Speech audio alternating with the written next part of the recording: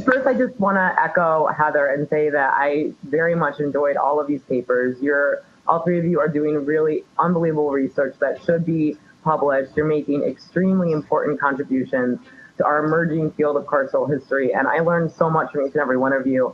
I'm really eager to see how this research develops and where it takes us in the future. So it's really an honor for me to be part of this historic session at the AHA. So I guess just to start off, I have a bunch of questions. I don't know if we're going to be able to get to all of them. Maybe we'll get to more because Heather's not asking hers today as well. But Alex talked to you some about the process of doing historical research while you're incarcerated and some of the obstacles that you encountered. But I'd like to hear you talk some about the limitations of the documents themselves. As Kim says, history is written from the records left by the privileged. So running through all three of these papers are these themes of historical erasure and secrecy, part of which is the fact that, as Anastasia points out, Parvin doesn't mention his work and experimentation on marginalized women in much of his medical writings. Biographers don't really mention Parvin's work at the prison. Kim and Michelle, you talk about how the Coffin's work with incarcerated women has been treated as kind of a footnote in the history of their contributions to progressive reform. So there's also the lost history of what actually happens inside prisons. So Kim makes the compelling point that secrecy is a tool of prison authorities that allows them to enact violence against prisoners. So I'm wondering what the records you draw from in your work reveal and what they obscure. How do we even do prison history because of the lack of prisoners' voices in the documents, which is itself a product of social control and the ways in which prisons work and power in prisons work, forms of violence that all of you have beautifully highlighted. Michelle mentioned pockets of resistance, and I would be curious to hear if the records capture any of the resistance going on inside these institutions and the ways the documents include incarcerated voices. So Anastasia, you bring in the voice of Mary Jane Schweitzer, describing the various punishments she suffered, but this comes from a news account. And so how does secrecy and erasure continue to structure the way that prison records are kept today? I know I'm throwing a lot at you, but finally, I should be taking notes on the question. This is one of those 20-minute long questions. You can answer it. Well, this is how we do it. It's great. So the last is, what are the various strategies and methods that each of you, and maybe this is the most important question, the methods that each of you have used to kind of read through the records, and in what ways do you think your own experiences gives you kind of a unique and vital insight into the various erasures you found and that you're identifying? Okay, who wants to start? I can start. Okay, go ahead. One of the things in which we learned in some of our classes is about this idea of informed speculation. And so because we are incarcerated in a maximum security prison, we come from a place of knowing about how prisons work internally. And we know that, for example, when conduct reports are written by the officer or by the staff person without the voice of the incarcerated. So we use informed speculation to read beneath and behind some of the actual statements from Rhoda Coffin and Sarah Smith themselves. Sarah Smith was very, she condemned herself in a lot of ways because she was very open in her statements and her condemnation of the women for saying these things, telling these things. And so I was able to look at what she actually put in her legislative statements to the committee in the 1881 investigation and see through informed speculation that what she was trying to hide. Well, this is this and this is that. But she was saying, I didn't hit them in the face. And then she later come back and say, well, I slapped them if they were being impudent. So she told us without wanting to tell us through informed speculation how she was treating these women. Anybody? Okay, so I feel like in a way I was sort of like a mystery researcher, like I'm trying to put puzzle pieces together. So I'm looking at multiple documents over a span of time, and I'm looking for connections and correlations. And so what I would look at sometimes is I'm looking at the demographic that they're giving us, and I'm looking at descriptions, and I'm looking for parallels and matches. So what we had found, how we realized who some of the women were in some of Parvin's publications were by matching those demographics with descriptions that we found in the prison annual reports. So we would look at things like age, on the rare occasion that race was listed. I made a notation in one of the versions of my paper that Jenny Harper is the only woman that he ever referred to by her full name in one of her publications. And it's an interesting note because Jenny Harper is African American. And there was not this need, even in early medical publications, to conceal the identity of African American women. So we were very easily able then to specifically identify her as one of his patients in some of his later publications that came out elsewhere. But really it was about matching things up. And we have the one publication by Harry Bonka, who was himself a prisoner at Jeffersonville, who was housed with some of these women. And so you can look at some of his writing and the statements he makes, particularly some of the quotations by the women themselves, and match up some of those descriptions with the later publications at the reformatory and also in the 1881 investigation, and you find the parallels of these women, that these were the women at Jeffersonville, they were also the women at the reformatory, some of them were even the same women that were then in the 1881 investigation. And one of the things I have found, Nancy Clem, who is a notorious criminal from that time period, a murderess who there was all sorts of things written on. She was at the reformatory. There were writings about her at the reformatory. At Jeffersonville, then the reformatory, then in the 1881 investigation. She is the woman who comes forth with the allegations of sexual abuse, abortions, dead babies being found at the prison. She is also listed in the tribe of Ishmael. She is one of the family members in that study that was used for the eugenics movement later in the state of Indiana. So for me, it was really just trying to piece things together and make those correlations based on pieces and parts of information and how it all fit together. It's like fitting the puzzle pieces to create a very compelling narrative that you crafted. It's great. Kim? Well, I think the only thing I possibly can add to what Michelle and Anna has said is that being incarcerated myself and being in a maximum security prison, I had to look at, as we're putting these pieces together, look at all of the players that were involved through the lens of an incarcerated woman. And for instance, media accounts. You know, a lot of our primary source information came from old newspaper articles, newspaper articles from different, all different not local, what would you call it, like the outlying areas, Ohio, the regional newspaper articles. And I can only speak for myself, but I've been a victim of the media. So I have to look, when I'm looking at all this information, I have to look at it through, I have to look at it through the lens of someone who is incarcerated in the same prison that I'm writing about. So just because it's written in the media doesn't necessarily mean that it's true. Right. And that's what I have to look at in the 1881 investigation. Just because it's in the annual report doesn't mean that it's true. And so it's all the things that we've learned in school, who's writing it, from what perspective. And of course, I bring my own perspective and my own lens to the table because I am incarcerated in the same institution that I'm writing about. So there's certain things that we know because we are incarcerated, or I know because I'm incarcerated, that someone who's never been incarcerated could possibly know. Right. And so I guess I would add to that, and that's why knowing the sources and getting deep in behind that and the history of the time helps us make sure that we are presenting the story in a way that is truthful and accurate, because we could be extremely biased, right? Right?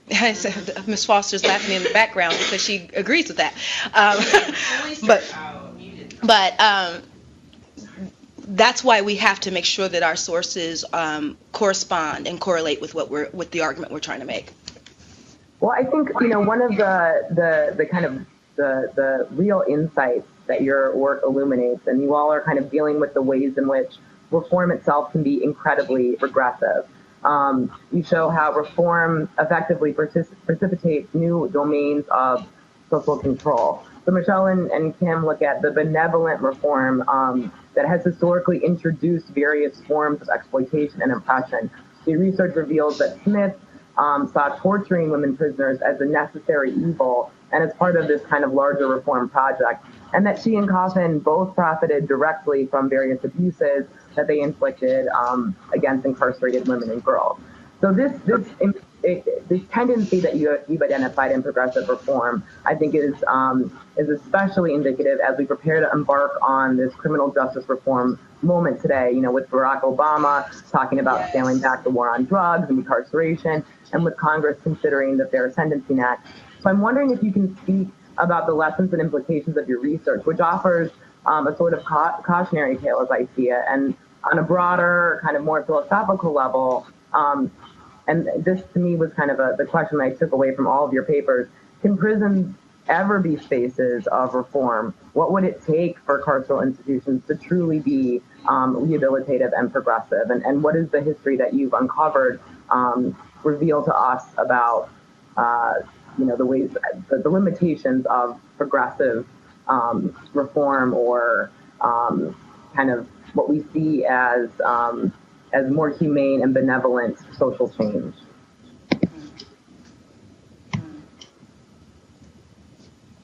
Want to talk? You can go. I guess, in my own work, I think you've read my JH article. Part of it is, I look at liberal social policy and the ways in which, the programs of the War on Poverty in many ways introduce new forms of social control, which is, and I think a kind of a historical extension of a lot of the kind of progressive movement that you're looking at, and this kind of idea of criminal justice rehabilitation that ends up, in many ways, imposing new forms of violence. Mm-hmm. Oh, okay. Well, to speak to your question, I would say that right now, the current structure of prisons will not be reforming institutions. They cannot be reforming. From what I tried to point out in my papers, from the most idealist construction, which is the benevolent reformers taking control and wanting to help these women, they still brought in these constructions of violence and social and racial inferiority. They brought these things with them, even when they had the best intentions. Right. So there are huge limitations to progressive reform in prisons. What has to happen is that the person who is being segregated from society for committing a crime must their humanity must go along with them. Mm-hmm. What happens now is we go to prison and we lose humanity. Right. And it's slowly degraded through a lot of different things, be it poor medical care, health care. There's tons of little everyday things that take away and degrade that. So the way prisons can be reformative is that the person being segregated from society for committing a crime has to have their humanity intact. Mm-hmm. Is the only way. They have to walk in a human and be a human while incarcerated, mm-hmm. and then be set up to walk out that same way. Walk in, walk out. And until that happens, no, absolutely not. Well, I think absolutely I agree with what Michelle is saying. I think the key word was humanitarian, but the piece that's always been missing in prison is human. We're not humans. We are made less than human before we ever get here by nature of the labels assigned to us. So when you are not viewed as being human, you are not treated as human, nor do I have to treat you as human because you're not human. Society doesn't see you as human, and that's what causes people essentially not to care what happens to people in here if and when these abuses do make it to public knowledge. Beyond that, though, I think one of the things that's missing to the depth that it needs to be there on the discourse on prisons and reform is that you are looking at a system made by, for, and about men. Women do not factor into this equation at all. And as Kim and Michelle have both stated, we make it as a footnote somewhere. There are a handful of books and articles written specifically about women the situations are different. There are disparities all the way through, from the crimes themselves, disparities in sentencing, disparities to the way the institutions are run, disparities in programming. I mean, all across the board, there are disparities. But what we chronically hear over and over and over again is there's not enough of you for us to worry about you or do something separate or different than what we're doing on the whole. You have a nation that looks at prison statistics, and I believe the Bureau of Justice statistical reports for 2014 shows a 2% decrease in overall prison population. What the general public does not realize, though, is that decrease is with men. Right. We've actually increased 1.4% in the female population. So while the number of men overall nationwide has gone down, the number of women has skyrocketed. Mm-hmm. And we're not being treated as the separate, distinctly different entity that we are, and disparities just run rampant with us. So I think that's key in this, is looking at those differences, looking at the disparities, and figuring out how do we amend that correctly. Because you have women serving exorbitant sentences because we are being viewed through the same lens as a man who commits that offense, and this is not the same thing. Exactly. That's great. And I would agree with both of them, but I would add to this, I think as a society, we need to ask ourselves, what is criminal, who is criminal, and what is a crime? You know, I say in my paper, let's see if I can remember what I said, talking about Charles Coffin. You know, when rich people... you know, when a poor person commits theft, it's a crime and you're punished, you go to prison. But when a rich person does it, it's a bad business investment, you know. And basically, these people that we're writing about created customs, laws. They controlled everything. It was a monopoly. These are plutocrats. And who is criminalized and what is a crime? And when we figure that out, because I believe one of your original questions was, do we think that can prisons be spaces of reform? Yes, can prisons be spaces of reform? Never. I'm sorry. I am a prison abolitionist. This is the worst idea that these people ever came up with, and absolutely not do I ever in any way, shape, or form feel that a prison is rehabilitative. These are warehouses for people to make money, bottom line. And I think taxpayers need to pay more attention to where their taxes are going. And with that, I'll be quiet because I want to continue to do this program. That's a really fantastic point. I thought very, very well made in your presentation about, you know, the irony of the fact that the Coffin sons end up going to prison themselves for financial scandal, and the ways in which criminal categories are constructed around specific groups of people. So I guess I don't know if I should. I mean, okay. So beyond these kind of these ideas about the kind of larger theoretical ideas about the ways in which you see this historical pattern where the most marginalized citizens get labeled and get treated by the criminal justice system in distinct manners, I'm wondering, you know, if you can draw out some examples of what you think might be historically distinct about the birth of the Indiana Reformatory for Women. What patterns from your research, especially considering the exploitation and the abuses that you've described, do we see continuing in the present? You know, for example, in your work, you talk about the labor inside the prison, and that might not be happening in quite the same way today, but do we see different parallels? How do the kind of histories that you're describing emerge in new forms that you're identifying today? Again, just trying to think about what some of the what the lessons of your work, what we can draw, you know, from this earlier history and the way in which it's manifesting in the current carceral system. Okay, one of the things I wanted to focus on in my paper were the children, and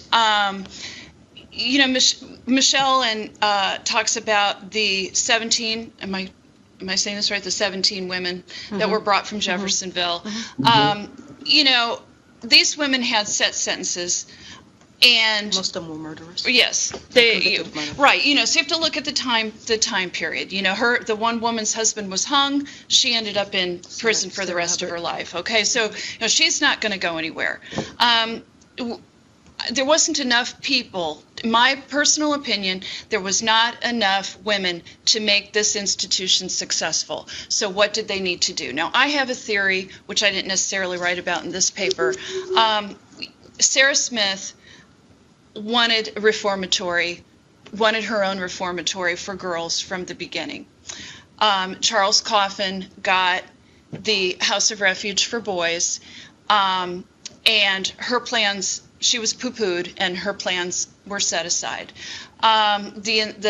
The circumstances come up with Jeffersonville, and it was more economically sound to bring the women from Jeffersonville to IWP, but how are we going to support the institution? Well, we're going to give Sarah her reformatory, and we're going to let her have girls. Now, one of the things that Michelle discovered in the original documentation of the prison, the annals, there were 3- and 4-year-old children there.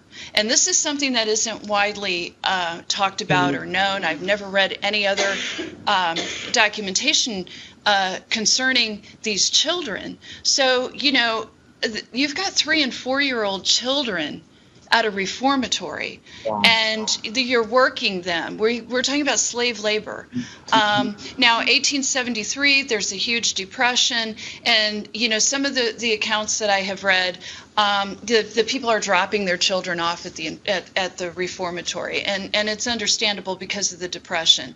But I also see a different side, and what I see is, which is in my paper, the former governor's letter to the current governor saying, basically, and this is my paraphrasing, but we've got all these beds and we need to fill them. Right. And so, you might want to let your people know that these kids don't necessarily have to have committed a crime to be sent to the reformatory. Okay? Now, there's other laws, things that I didn't really have time to discuss, that were enacted so that there was a financial incentive for the different counties to send their children to the reformatory. So now we have this influx of little kids who can't work. So then we see further documentation from the prison administrators that say, whoa, wait a minute. Now, clearly, this is not intended to be an orphanage. We want children that are between the ages of such and such because they can work harder. Right. So, what does that look like today? Juvenile statistics on juvenile inmates. Right. The dumping ground for these kids that, nobody else wants. It's just sad.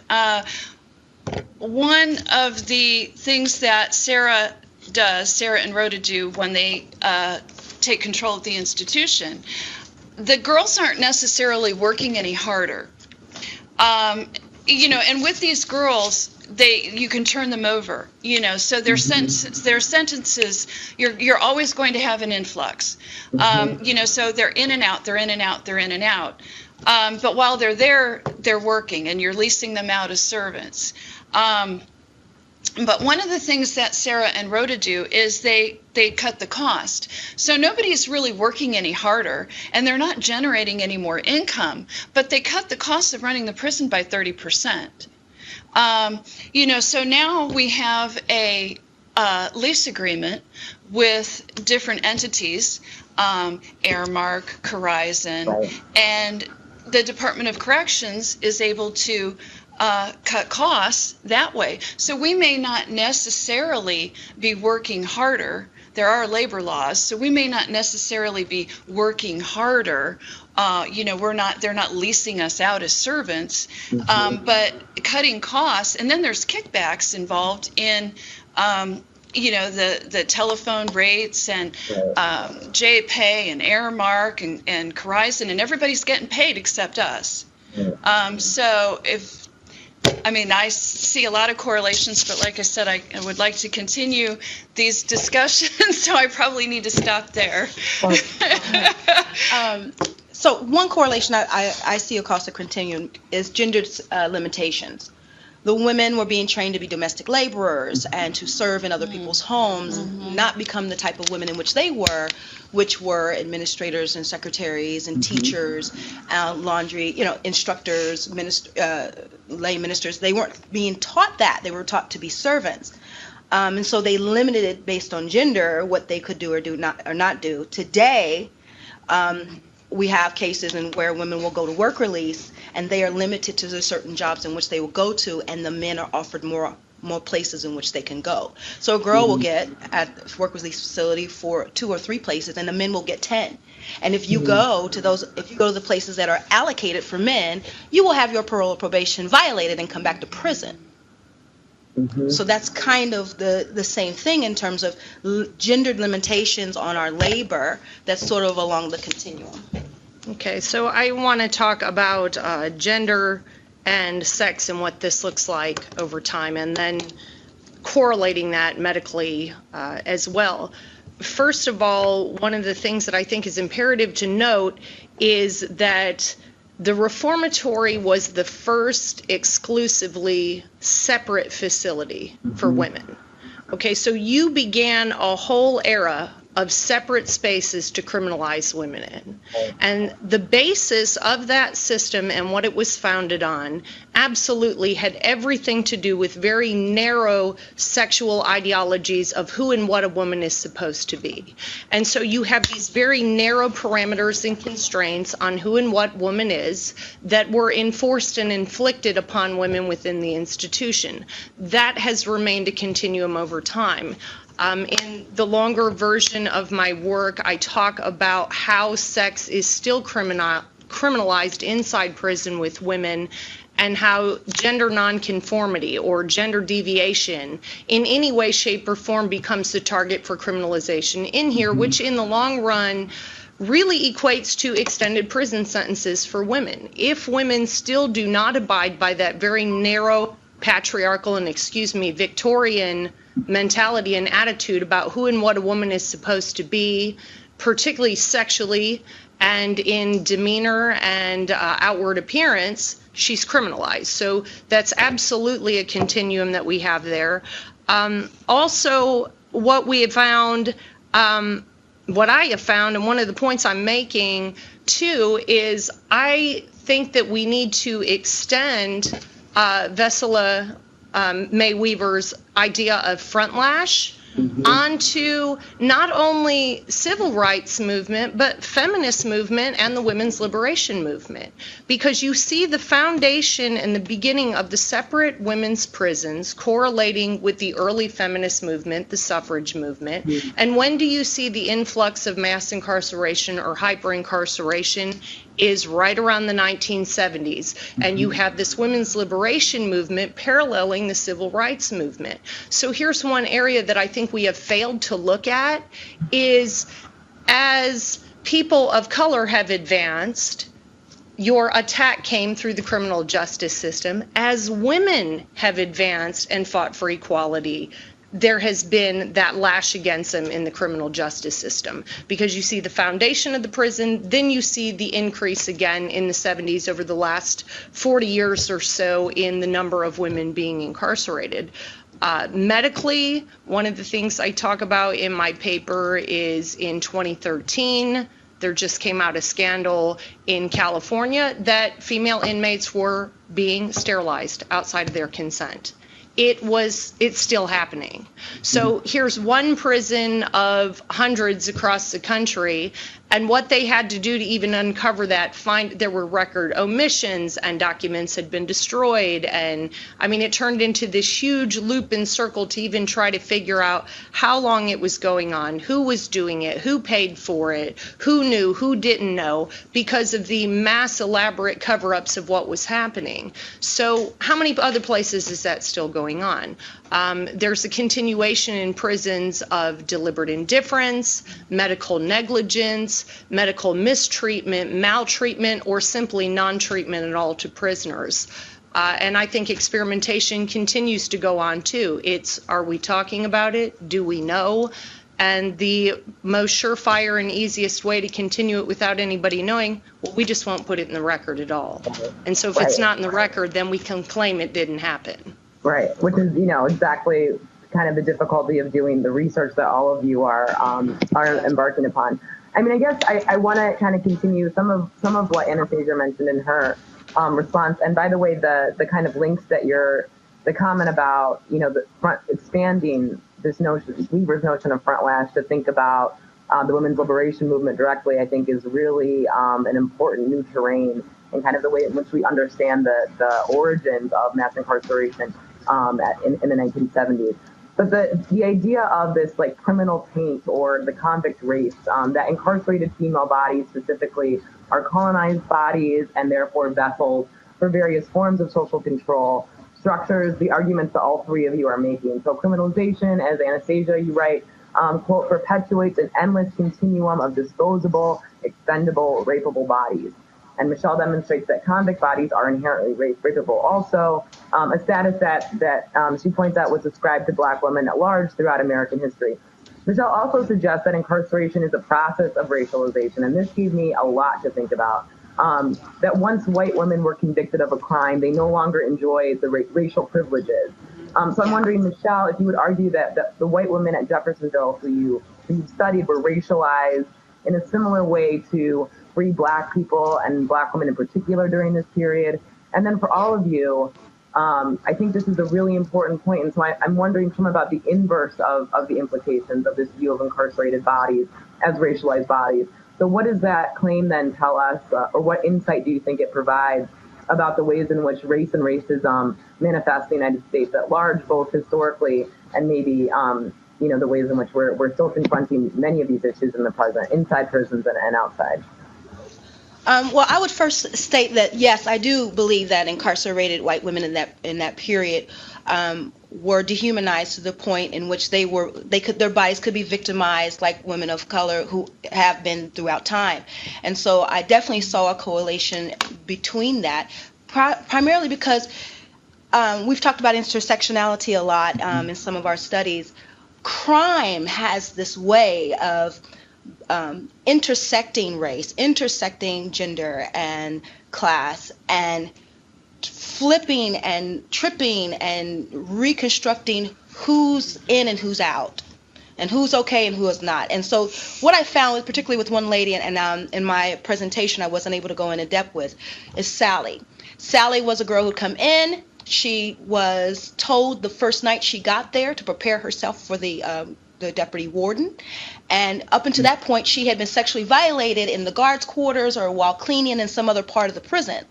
But he felt, because she had come into the prison, into his space, in his domain, that he could violate her sexually even in the cell. So she had no place in that environment to even be on her own as a prisoner and deal with her time. So because of the constraints of space and the type of way in which incarceration and criminality compresses and eviscerates the personhood, any woman in that space, right, experiences a complete dehumanization and an evisceration of their personhood. Now, that doesn't mean that women of color experience it any less. It's just their experience of race is different in prisons in certain spaces. And I wanted to make that point that even white women, once criminalized in a prison space, could be treated on that same level. Yeah.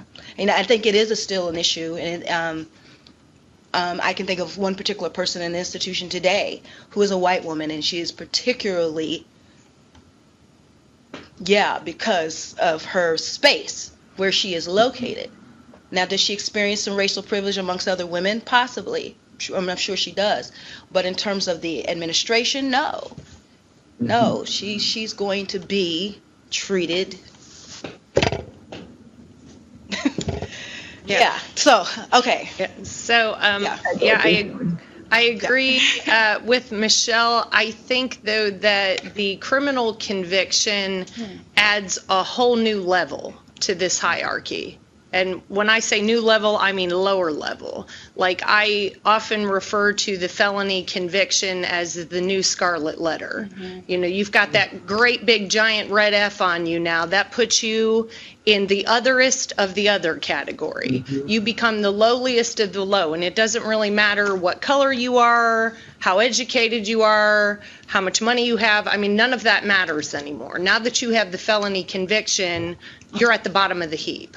And I think, you know, in a way, not to negate the disproportion racially with women incarcerated, because certainly women of color still make a higher percentage of that. But like Michelle is saying, white women get racialized right along with it. And I think Indiana shows you a good example, because we are still a predominantly white state, and you still see a higher percentage of white inmates to women of color inside the prison. However, you certainly don't see any difference in our sentences, the way we've been charged and sentenced. And so I think by looking at charging and sentencing, that's one way that you can really see how the playing field sort of gets leveled out racially when it comes to the criminal conviction. In Indiana. Yes. Right. Well, and I mean, I think it's left to be said, does it happen other places as well? I mean, it's easy for us to get skewed because we are still kind of an anomaly in certain areas. So I'd be interested to look, what does this look like across the board? Yes. Right. And that actually leads to a more specific question related to your research in terms of thinking about if you, and maybe you haven't, or if the records indicate that the kinds of abuses and experimentation that you're describing happened outside of Indiana. So, you know, Michigan opens the House of Shelter in 1969. Indiana, as you mentioned, Anastasia, opens the first separate reformatory, and then after that, in 1874, I think, right? And then after that, you get kind of a plethora of these all-women carceral institutions in the U.S. So I'd be curious if you have any sense of, you know, do you think that Indiana is exceptional? Or in what ways is Indiana exceptional? In what ways are many of the practices you're describing and that you've exposed kind of a universal element of the emerging women's prison system in the late 19th century? I think we laid the foundation for other people. I think we set the model. Yeah, I would agree. Yeah, we set the model, man. Everybody else started building their camps based on this one. So right, you hear that, audience? You go out and do it now. All right. Did you want to add? Do you have something to add? No. Okay. Yeah. Okay, and then I guess thinking about, so I love the end of Anastasia's paper, the penis captivitas example, and the point that you make, you know, it's a great ending about the patriarchal criminal justice system holding women's bodies captive. But of course, you know, men's bodies are also being held captive. You all mentioned that the Coffins established the House of Refuge for juvenile boys before the women's reformatory. And so I wonder if you have a sense of what the kind of differences between women and men's captivity might be during this period, and how gender structured the way that people like the Coffins imagine reform. So what kinds of violence was inflicted against male prisoners? I mean, from what I understand, male prisoners were also punished for masturbation. So do the records kind of reveal any insight into the experience of incarcerated men, maybe through the ways in which they're discussing the abuses of incarcerated women? Banca reports a lot of violence, a lot of physical violence between inmates and one another, and between staff. A lot of abuses in regard to that. They use the cat of nine tails as a primary tool for redirection, and for a while it was outlawed, and then at the institution, but it came back in Jeffersonville. So the men experienced a lot of that same kind of brutal physical violence in the prison institution, particularly because they were doing a lot of the physical labor to make the institution self-supporting. So that was certainly along the continuum. The women were made to do the work, the domestic work, the making of the clothes, the washing, the cleaning, and that kind of thing at Jeffersonville, and the men did the hard labor, and they were punished, certainly, for the smallest infractions. That the Banca's book really was revealing on from the very beginning. This is the first institution for men in the in Indiana as well. And from the very beginning, they leased people out and started a convict leasing system. But from the very beginning, they left them in very horrible conditions.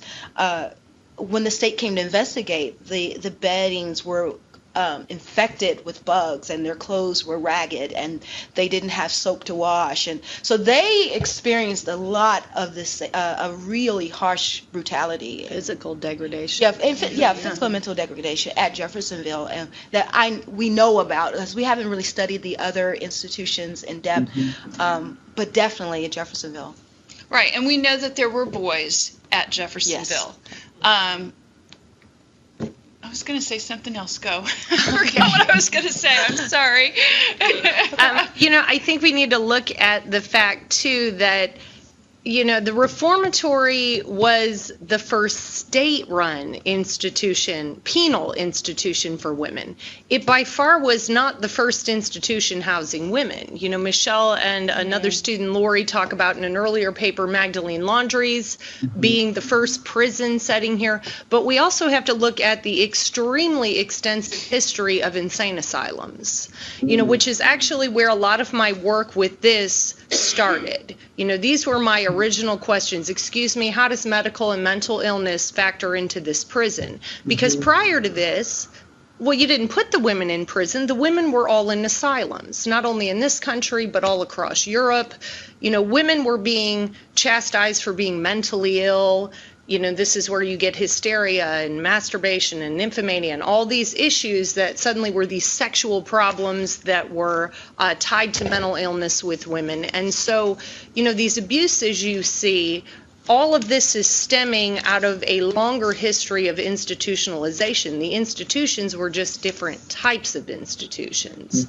So, I think it's imperative to really look at those parallels and the correlation between total institutions compared to penal institutions, and how much of the penal institution is founded on some premises and models that came before that from other institutions. Right, and I don't know if we made this clear, but the Home for Friendless Women was the precursor to IWP. All of the players are the same.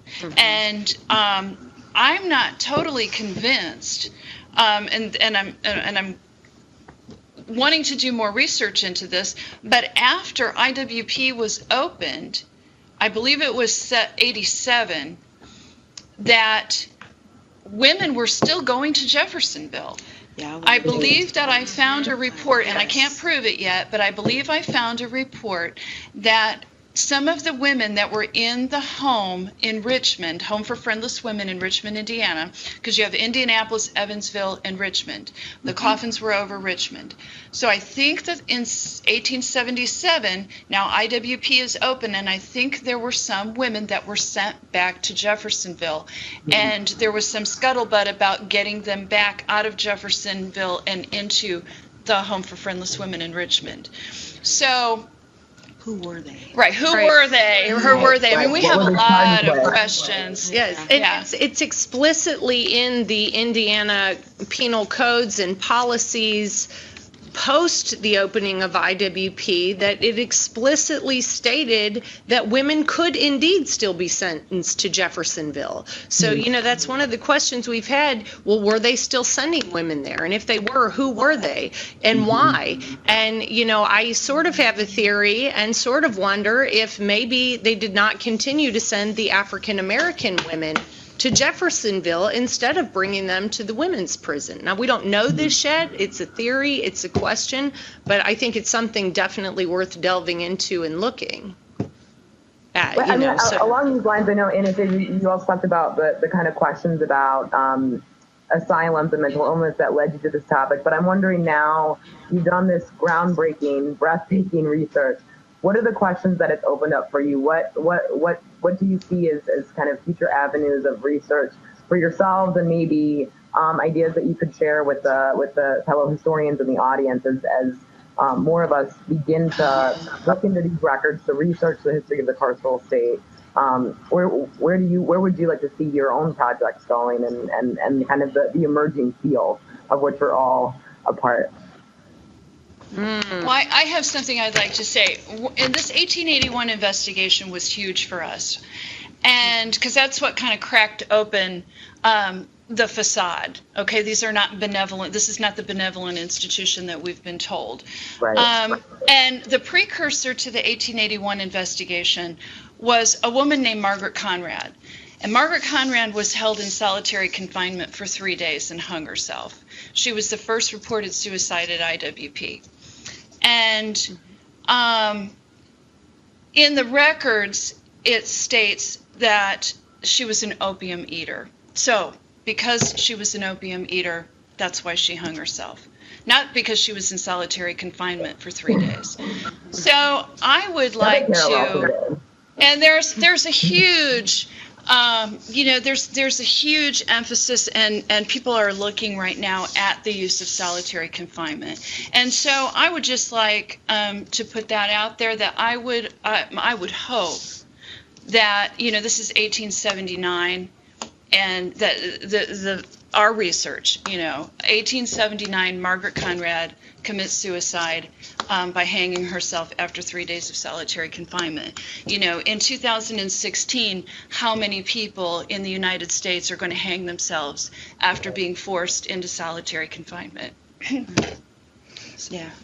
I think my research is heading to questions about race, and because we have learned in our research that the penal institution system was created to deal with the influx of African Americans after the abolition of slavery.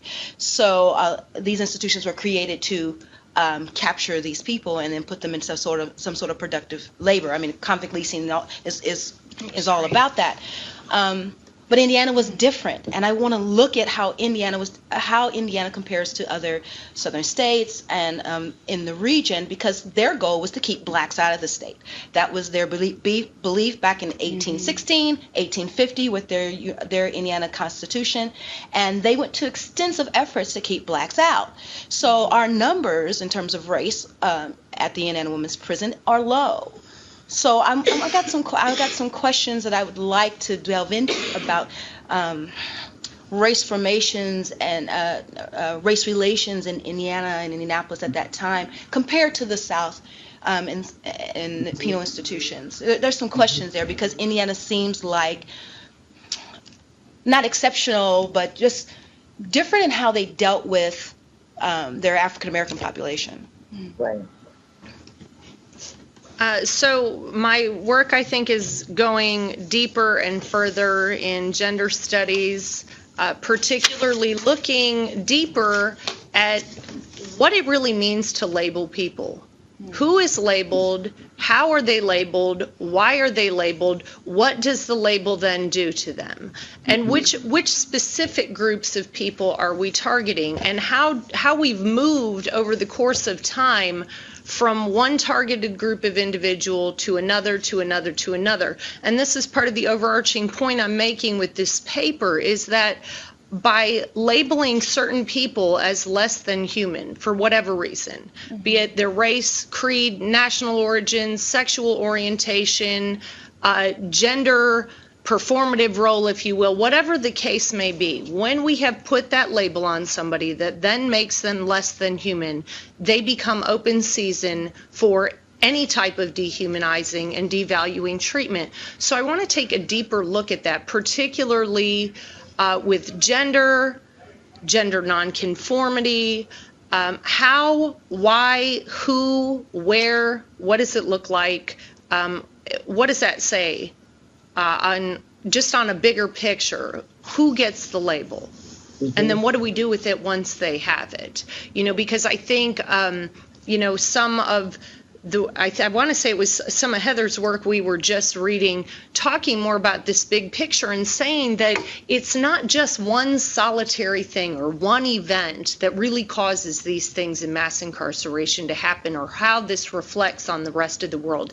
It's a succession and a series of different things. And I think that's one area that we failed to look at, is what does a label mean? What does it do, and what is the implication of this for society in general on a larger whole? Also, this is the thing that keeps coming to me over and over and over again. And, I've stated this before. I certainly stated this with Dr. Lichtenstein. I'm not a historian. By any means, I'm not a historian. I happen to have done some historical research. I look at the history of certain things to better contextualize what else I'm looking at, to see these foundations and these origins of things. And I think that it's fabulous and marvelous that we're having these scholarly academic discussions amongst one another. But what do we do with this work to bring this work out to a broader public? How do we let the rest of the world beware? Yesterday, as we sat and we listened to your lecture and Heather's lecture, and I'm thinking, wow, rich, amazing, wonderful, groundbreaking work, but we're sharing it amongst other scholars. What about the mass population who has no idea what's happening, how it's happening, why it's happening, where it originated from? These are the people going to the polls. Well, some of them anyway. If you haven't already been disenfranchised by the felony label, that is. These are the people voting in these politicians who have zero idea that this is how and why this is happening. So for me personally, my work is about moving more into social awareness on a much larger scale. I happen to be an artist first and foremost, so I'm finding ways of using art as the vehicle and the medium to start bringing some of this knowledge to just a wider audience and a larger pool. I think that's part of the problem. It's something I certainly talk about in the lengthier version of my paper, is Epistemic Injustice, which is been termed by Miranda Fricker. Who gets to add to the knowledge pool? Whose voice counts? Whose knowledge counts? So we need to start putting the voice of the people who have been formerly silenced. We need to give those people voice. And Kim has said before, Michelle has said before, I've said before, other people on our team have said multiple times before, we need to put those voices in there that have been missing, because we are those voices. Right. Exactly, and I think that's why in part why this panel is so important. It's definitely not, again, because here we are, we're scholars speaking to other scholars, but it's marking a kind of a new plane, and hopefully what is just the beginning of a growing movement that that breaks down these barriers and these walls that we're all, I think, especially those of us who are working on these issues, we're all kind of seeking social justice and to help use this knowledge that we found to kind of create a better world. And certainly this research that all of you have done really kind of opening up new terrains to understand the process through which we got to this atrocious system of mass incarceration in the U.S. So I think those are all the questions that I have, but is there any comments that, do you have comments or other points that you'd like to make to the audience at the AHA, I guess, before we wrap up, that maybe I haven't covered or addressed? I think this has really been a fantastic conversation. Like I said, I learned so much from your papers, and I've learned so much from just being able to have this conversation with you today. So it's really been an honor for me. But if there's anything else that you want to add, please feel free. Anybody? I guess I would just encourage people in the outside world to do what Dr. Kaufman has done for us. Without her, and to be quite honest, without the superintendent's permission, none of this would have ever happened. Right. So, I give props to Dr. Kaufman and to our superintendent for allowing us to do this. And sorry, if she can do it, so can other people. So I would just encourage the people that are listening to this to do what you can. Mm-hmm. Yeah. Oh, absolutely. Because I think that a lot of people assume that incarcerated people are uneducated or uneducatable. Because you committed a crime, then somehow all the other attributes of skill, ability, talent, There's the label. are simply defunct because you've committed a crime. And we stand to just crush that ideology with the totality of our bodies, because we want to enter in this space and enter in this dialogue and contribute something. And I think we have something to contribute, honestly, because I see other scholars using ideas like informed speculation and the one from Callie Gross from the Colored Amazons, her ideology of how she drew the stories from the research, how she was able to give that rich layer and textures of people's personal experiences through picking up the snippets of someone's life. Well, because we're incarcerated, we're able to do that. We're a resource of people who can talk about prisons and institutions and total institutions because we're living it. Mm-hmm. So I would speak to that and say that makes us a rich bounty in which to dialogue with, and people who want to dialogue with us, we welcome that and we encourage that because we have something to contribute. Right, and I think, as I've stated, prisons itself by, for, about men, but what about people who write about prisons, who create policies about prisons, who are talking about reforming prisons? How about including the prisoner? Right. I'm just saying, Exactly. like, all this dialogue and all these laws and all this policy and everything is happening. It's like the 5-year-old kid in the room that you're talking about in third person, like they're not sitting right there. We're people, and can we have some input? Am I allowed to tell you what it is I need and want, what's going to help and what's not, rather than people making the assumption that they know what's good for me, what's best, what I need, what I don't need, what's going to work, what isn't going to work. We're people, we're thinking people, we have minds, heart, brains, bodies, feelings, spirit, all of that, like everyone else. Please treat us with that as well. So.